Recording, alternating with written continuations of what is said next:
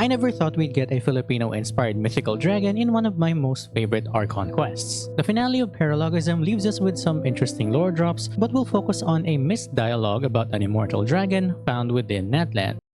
Hey guys, what's up? Aru.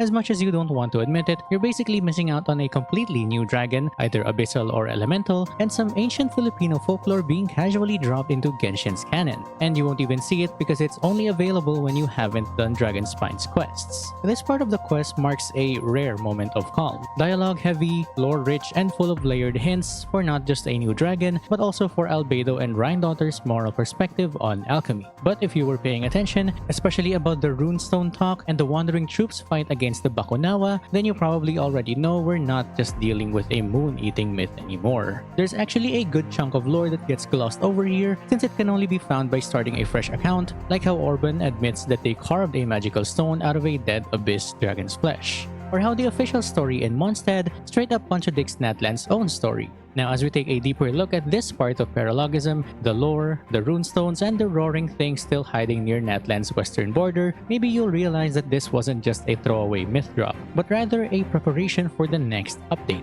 Now, let's get started.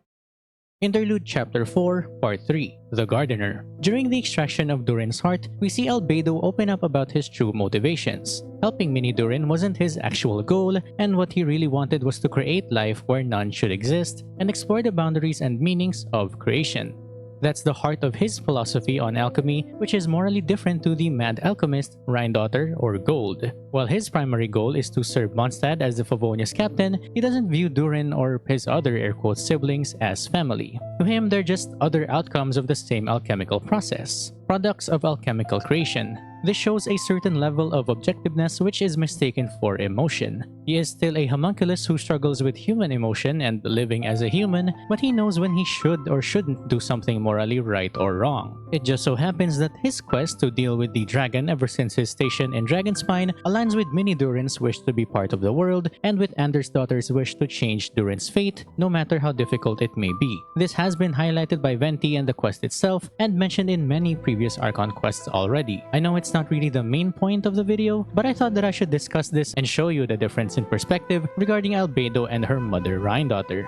But back to Durin, Albedo extracted his core only, letting the rest of his body rot, which ultimately killed the mimics and purged Durin's lingering influence on Dragonspine entirely. Interestingly, once this takes place, players can no longer craft Dragonspine weapons in the usual way. We learned that crafting weapons from Durin isn't feasible anymore, and we'd need to craft it from a similar immortal dragon. And the runestone material we've been using to forge weapons isn't just some random crystal either. It's actually crafted from the flesh of Bakunawa, a literal moon-eating abyss dragon straight out of pre-colonial Visayan legend.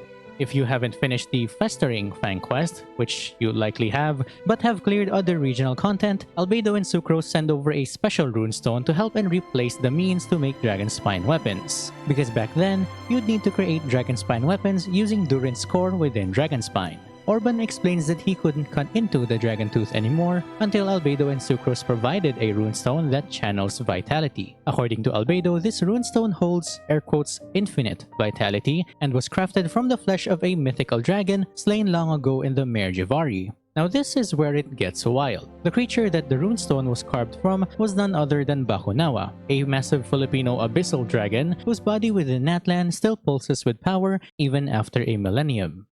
The Bakunawa is a legendary creature from Visayan mythology said to be a sea serpent or naga that once dwelled in the ocean's depths. Drawn to the 7 moons created by the Filipino deity Makaako. Bewitched by their glow or driven by envy, it devoured the moons one by one, slowly plunging the world into darkness. Ancient people would create chaotic noise, banging gongs, pots and pans, and shouting to scare the beast away, or at least annoying it away. Now this act of defiance and saving the moon turned into a myth, explaining the event of lunar eclipses. Some versions of the legend claim Bakunawa was once a guardian or god who rebelled and was cast down. This actually mirrors the tragic arcs of Genshin's Durin and Elinas, creatures of immense destructive power yet capable of sorrow and longing as well as childlike behavior. Albedo's runestone came from a Bakunawa slain 1,000 years ago by a wandering troop that helped Mondstadt fight against the old nobility. Now, according to Orban, this troop fought Bakunawa in the Mare Jivari and carved the runestone from its body. But there's actually a contradiction here, because there's literally a part of a quest that suggests Bakunawa fought 1,000 years ago, but also 500 years ago. But it's also said that it has infinite vitality, which likely makes it immortal and would appear on both time frames, so maybe this isn't just a conflict or some flavor text. This contradiction in time frames comes from Citlali when we found out lore regarding the Mare Jivari, chasing Enjo around Natlan and saving a certain shaman trying to learn shamanic powers. If Natlan's account from Citlali is right, the Mare Jivari's downfall happened only 500 years ago during the war when Sanhaj Kompori and the other tribal heroes faced off against the Abyss. So either the Wandering Troop's tale is an ancient myth, or this runestone may be linked to an even older Bakunawa, hinting that there may have been multiple abyssal dragons over the centuries within Natlan, which is likely because Natlan is a region of dragons and that one of its dragons were already recreated by the Abyss, of which this dragon is already the Pyro Sovereign Xiuhcoatl. So what other mountain-sized dragon would be found within Natlan? Now, because of its immortality, it's also likely just the same Bakunawa that simply regenerated after being killed, just like what happened with Durin, but this time there wasn't anything that could stop its regeneration like Albedo. The fact that the Mare Jivari was one of the places with the most abyssal corruption also adds to the regenerative speed of Bakunawa. We already know about Alinas and Durin from other regions, and a living elemental dragon in Natlan is unlikely since the Mare Jivari is one of the most abyss-infected areas within Natlan. I also can't think of another elemental dragon sharing a region with a sovereign, but Xiuhcoatl might have a twin sovereign like the many gods of Mesoamerican folklore. Albedo used three main components for his life creation ritual: Durin's festering blood, which was in Dragonspine, the flesh of an immortal beast from the Mare Jivari, very likely the Bakunawa, and a preserved embryo created by Rhinnedottir. So this runestone wasn't just a crafting item, it was a literal chunk of a mythical dragon, flesh still pulsing with life, even after ages and taken away from the main flesh of the Mare Jivari's ashes. In Mawika's teaser, players can see the shadowy figure of a serpent that they fought 500 years ago. It was said that one of the heroes choked it to death even though he was already dead, and that hero was Chaska's ancient name bearer. Menelek's headlock was so strong it outlived him. That giant beast suffocated to death because it couldn't break free from a dead man's grip.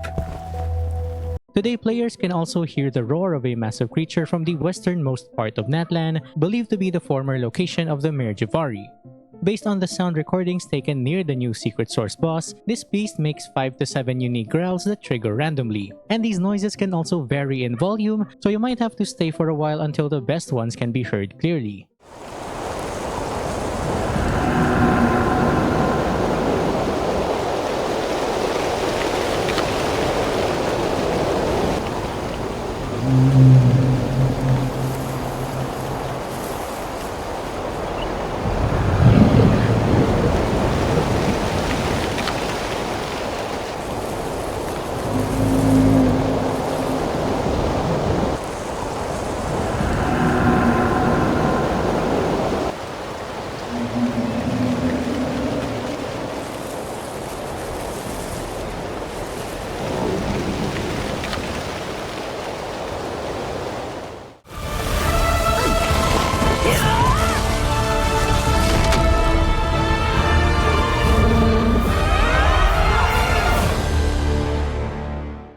Interestingly, when Mawika is near the area, she never sits down on her motorcycle and stays in a battle-ready stance. And the beast makes more noises whenever I use Auroron, perhaps because his ancestor died fighting the Abyss 500 years ago. The noises of this creature is implied to be the Bakunawa, or that another of its kind is still alive. When it comes to Filipino beasts related to the Mare Jivari, there are a lot with similar stories, but I picked 4 specifically for the current lore we have about the Mare Jivari and the Abyss. The first is Minokawa, a massive cosmic bird from Filipino mythology said to dwell beyond the sky, a phoenix capable of devouring both the sun and moon. In Genshin terms, Minokawa could be closely tied to the phoenix said to reside within Mare Jivari. While the phoenix is often portrayed as a symbol of rebirth, Minokawa represents a devourer, a sky beast whose wings cast eternal eclipse cliffs. This raises an intriguing possibility. What if the creature the Lava Walker encountered before his death wasn't the phoenix at all, but an abyss dragon, the Minokawa itself, a celestial predator, dark and divine, embodying both purification and annihilation, which is eerily similar to what the abyss often does. If brought into Genshin, Minokawa could appear as a winged abyss entity, its obsidian feathers scattering shards of black flame and its wings blocking out the skies above Natlan.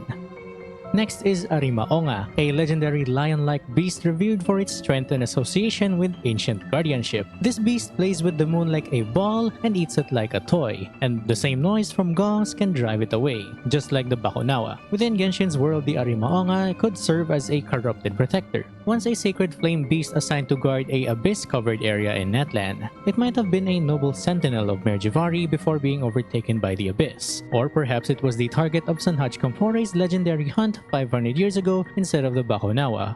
Although not directly tied to the abyss, Barnabas from the Genshin manga also transformed into a lion-esque chimera creature after showcasing the power of God Remains. So maybe the Arimaonga's God Remains were absorbed by Barnabas. Either way, Arimaonga fits as a tragic figure, once heroic, now monstrous, adding depth to Natlan's dark mythos and its ongoing war with the abyss.